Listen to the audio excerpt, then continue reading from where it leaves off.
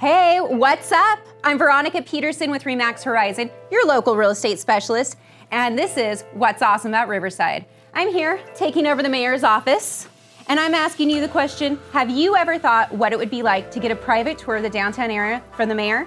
What would make his list? Well, you're in luck, because today, Riverside Mayor Rusty Bailey is taking us for a walk to look at some of his favorite must-see places of the downtown area. Let's go get him. What is going on here? Are you going on a tour with me? Absolutely. Let's go. Come on.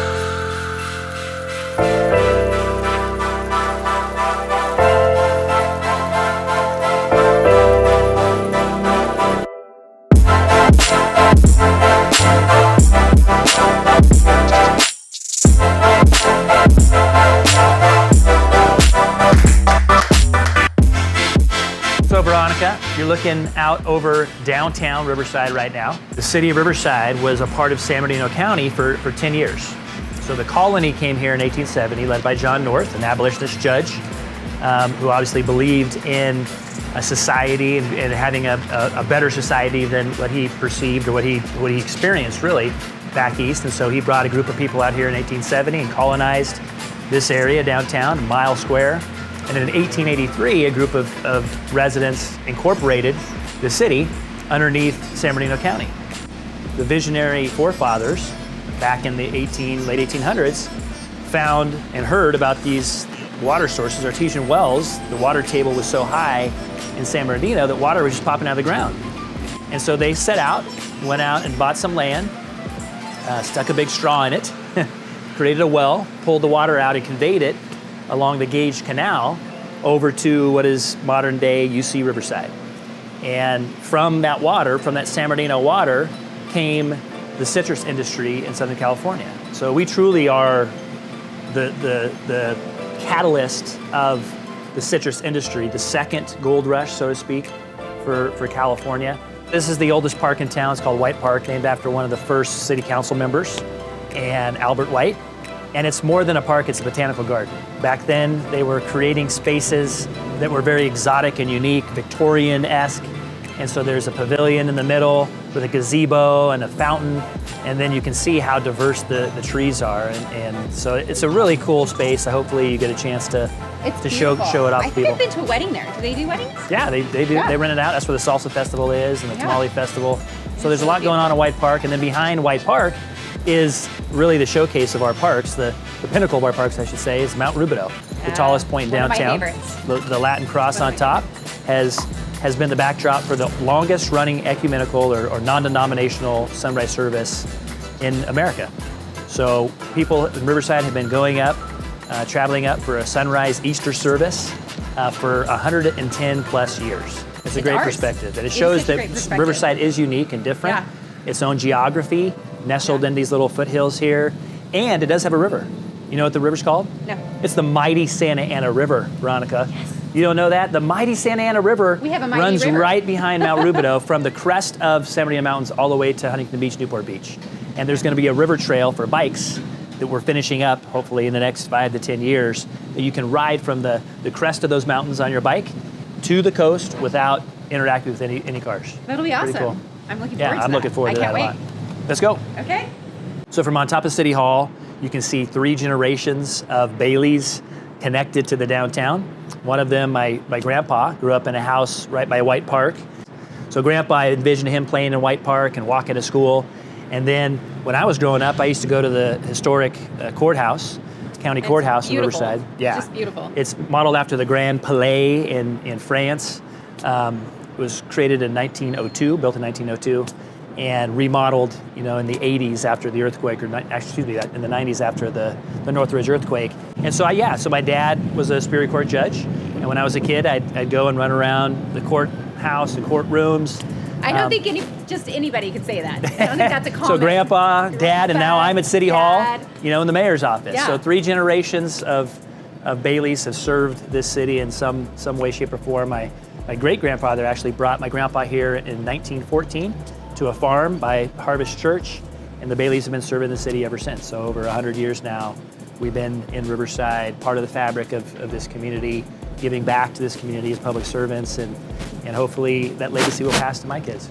I love that. And that's one of the things I love about Riverside is I feel like there are roots here and history and families that are committed to being involved in the community of Riverside. That's a great point. We have great social capital and community spirit because of families that have chosen to stay here and raise their families here and have their businesses here, and we're blessed by that. Yeah, so cool. Thanks for sharing that. You don't need a car to get around Riverside. You know, you can have that urban lifestyle all in one place in downtown. And so this is the latest and greatest in terms of the change in dynamics for housing Riversiders. So it really is creating a 24/7 lifestyle for downtown, because there are different eateries and bars, and I'll show you some more of those down underneath the Fox Theater. Is a great place called the Food Lab, which also next door they're going to create a game lab for people that enjoy old video games and pinball machines, and we'll talk more about that later. No way. Yeah. So you can see we're dedicated to art as well. We have a lot of public art along Main Street. And UCR Arts Block is right downtown. And everything that comes up here, I feel like lately is ornate or it's sophisticated. I feel like the lofts are very sophisticated. Riverside is unique on Main Street, probably I would argue the greatest collection of not just statues, but memorials to individuals, civil rights leaders, global leaders. On Chung Ho across the street, but this is Cesar Chavez, Martin Luther King, Smiley Villegas, who was our Medal of Honor recipient, our initial Medal of Honor recipient in Riverside. Far end is Mahatma Gandhi, and then Eliza Tibbetts, who is the matriarch of Riverside. As I mentioned, the Naval Orange earlier, she petitioned the government to bring the Naval Orange to Riverside and created the citrus movement. But yeah, it's beautiful, beautiful monuments, an important statement again for us to make that we believe in civil rights, we believe in social justice. And that's what's reflected along Main Street in these statues and memorials. If you walk along here, you could take your time to walk along and look at the architecture, to look at the monuments.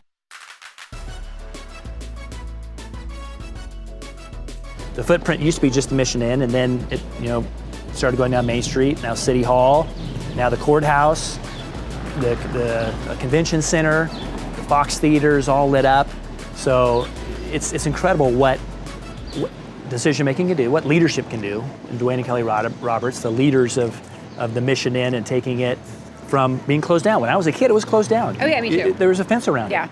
There's nothing good going on in downtown, No. My dad would tell me, the judge. You're not allowed downtown. Don't go downtown. Don't go downtown after 5 o'clock. You're not allowed, actually. He gave me the keys to my car and said, okay, be home by midnight, your curfew, and don't go downtown after 5, otherwise I'm taking your car keys away. But now you look at this and it's so vibrant.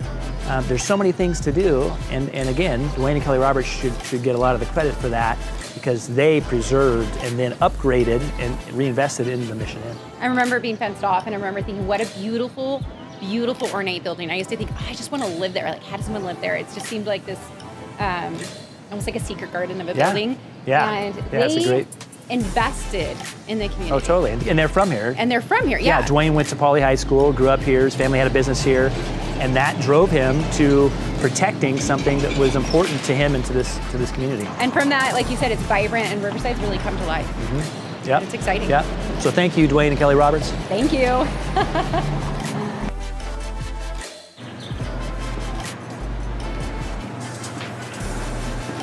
I love that smell. The spa smell, the eucalyptus.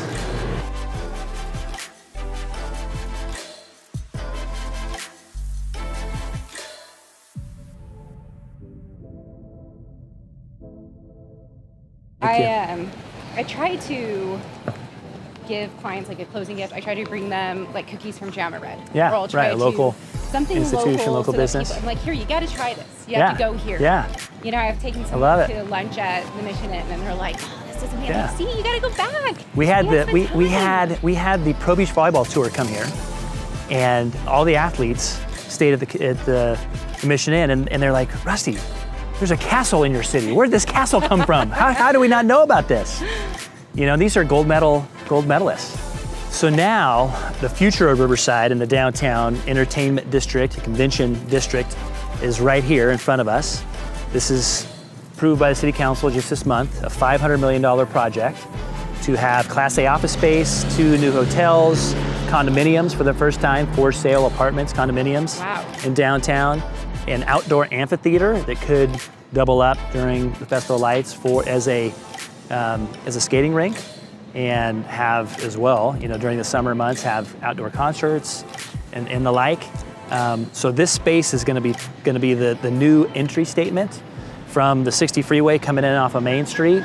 That's what people are going to see, and it's going to be the biggest private investment in Riverside's history. That's super exciting. I think that being a resident of Riverside, seeing the difference that has come about down here since they've since the city's invested and done the changes is amazing. Yeah. Like it's like come back to life. And there you go, life. So what they're calling it is Riverside Alive.